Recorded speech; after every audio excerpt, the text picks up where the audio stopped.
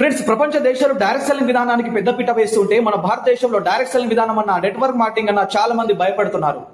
దీనికి గల ప్రధాన కారణం సమాజంలో ఉన్నటువంటి కొంతమంది పెద్ద మనుషులు వాళ్ళ స్వార్థం కోసం వాళ్ళ గవర్నమెంట్ సెక్టర్ లో ఒక జాబ్ చేస్తున్నా కూడా ఏది లీగల్ ఏది ఇల్లీగల్ అని తెలుసుకోకుండా వాళ్ళు డబ్బులు ఇన్వెస్ట్మెంట్ చేసి ఇతరులను ఇన్వెస్ట్మెంట్ చేపిస్తున్నారు.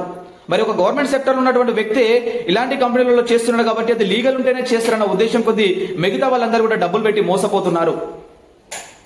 దీనివల్ల డైరెక్ట్ సెల్లింగ్ బిజినెస్ అన్న నెట్వర్క్ మార్కెటింగ్ అన్న చాలా మందికి ఇవన్నీ ఒకటేనేమో, ఇవన్నీ స్కీమ్లు ఇలాగే ఉంటాయేమో చెప్పి చాలా మంది అపోహ పడుతుంటారు. ఫ్రెండ్స్, మనం ఏదైనా వస్తువు కొనాలనుకున్నప్పుడు ఆ వస్తువు యొక్క రేటింగ్ చూసి మరి మనం కొనుగోలు చేస్తుంటాము. మనం ఏదైనా మూవీకి వెళ్ళినప్పుడు ఆ యొక్క మూవీకి ఉన్నటువంటి రేటింగ్ చూసే మనం కేవలం 3 గంటల వినోదానికే మనం రేటింగ్ చూసి వెళ్తున్నప్పుడు మీ ఇంటి పక్క పర్సన్ చెప్పిండనో, మీ ఇంటి పర్సన్ చెప్పిండనో, మీ ఫ్రెండ్ చెప్పిండని, మీ నియర్ అండ్ డియర్ అండ్ ఎవరో చెప్పారని చెప్పి మీరు అలాంటి కంపెనీలో జాయిన్ అయ్యే ముందు గవర్నమెంట్ ఏం చెప్పింది, గవర్నమెంట్ గైడ్లైన్స్ ఏమి ఇచ్చింది, 9 సెప్టెంబర్ 2016 సెంట్రల్ గవర్నమెంట్ ఎలాంటి గైడ్లైన్స్ ఇచ్చింది, ఏది లీగల్ ఏది ఇల్లీగల్, ఏది చేయాలి ఏది చేయకూడదని చెప్పి గవర్నమెంట్ ప్రత్యక్షంగా ఒక గైడ్లైన్స్ ఇచ్చినా కూడా దాన్ని మనం చూడకుండా మన ఫ్రెండ్ని నమ్మి డబ్బులు లాస్ అవుతున్నాము.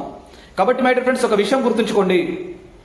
మీరు ఎవరైనా మీ ఫ్రెండ్స్, మీ రిలేషన్స్, మీ నైబర్స్ ఏదన్నా ప్రొడక్ట్ గురించి కావచ్చు, ప్లాన్ గురించి కావచ్చు, మనీ సర్క్యులేషన్స్ గురించి కావచ్చు మీ దగ్గరికి వస్తే 9 సెప్టెంబర్ 2016 సెంట్రల్ గవర్నమెంట్ గైడ్లైన్స్ చదవండి.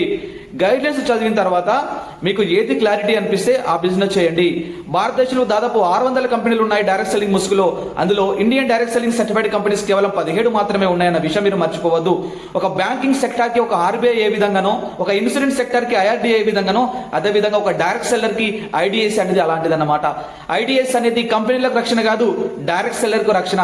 కాబట్టి మీరు చేస్తున్నటువంటి కంపెనీ ఐడిఎస్ఏ లో మెంబర్షిప్ ఉందా లేదా అన్న విషయం మీరు తెలుసుకోండి. ఎవరైతే మీ ఫ్రెండ్స్ దీని గురించి చెప్తున్నప్పుడు మీరు గూగుల్కి వెళ్ళండి, 9 సెప్టెంబర్ 2016 గవర్నమెంట్ గైడ్లైన్స్ డౌన్లోడ్ చేసుకోండి, అవన్నీ చదవండి.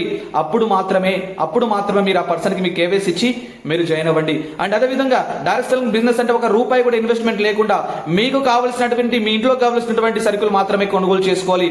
అది కూడా ఐడి ఫ్రీగా ఇస్తేనే మీ సెలక్షన్ ఉంటేనే దానిని మాత్రమే డైరెక్ట్ సెల్లింగ్ కంపెనీలు అంటారు అన్న విషయం మీరు మర్చిపోవద్దు. దయచేసి ఎవరు కూడా మనీ సర్క్యులేషన్ స్కీమ్లలో జాయిన్ అవ్వద్దండి. ఎందుకంటే ప్రపంచ దేశాలు డైరెక్ట్ సెల్లింగ్ విధానానికి పెద్దపీట వేసినాయి. దాదాపు 140 సంవత్సరాల చరిత్ర ఉన్నటువంటి డైరెక్ట్ సెల్లింగ్ ఇండస్ట్రీ మన భారతదేశంలో అబాసు పాడు అవడానికి గల ప్రధాన కారణం కొంతమంది స్వార్థపరులు, కొన్ని కంపెనీల స్వార్థం వల్ల ఈరోజు డైరెక్ట్ సెల్లింగ్ అన్న, నెట్వర్క్ మార్కెటింగ్ అన్న చాలా మంది జనాలు బయటకు వెళ్ళిపోతున్నారు, పారిపోతున్నారు. కాబట్టి నిజం తెలుసుకోండి, నిజమైనటువంటి డైరెక్ట్ సెల్లింగ్ ఇండస్ట్రీ ఏదో తెలుసుకోండి, అప్పుడు మాత్రమే మీరు జాయిన్ అవ్వండి. Thank you friends.